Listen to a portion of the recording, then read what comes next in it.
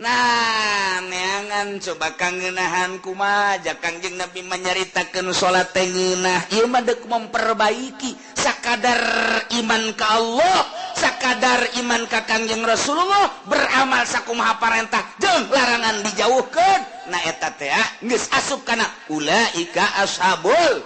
jannahum fiha khalidun ngan di sorga beda-beda engke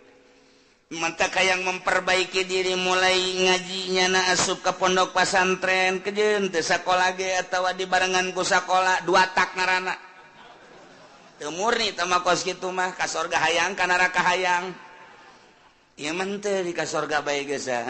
mulai mondok pesantren ngaji amil ngaji jurumiyah ngaji alfiah ngaji jual makun ngaji mantek ngaji jamul jawa metro usul fikih dan lain sebagainya ngaji hadis tafsir beres neropong kana kamurnian kajernihan kolbu ahli-ahli Allah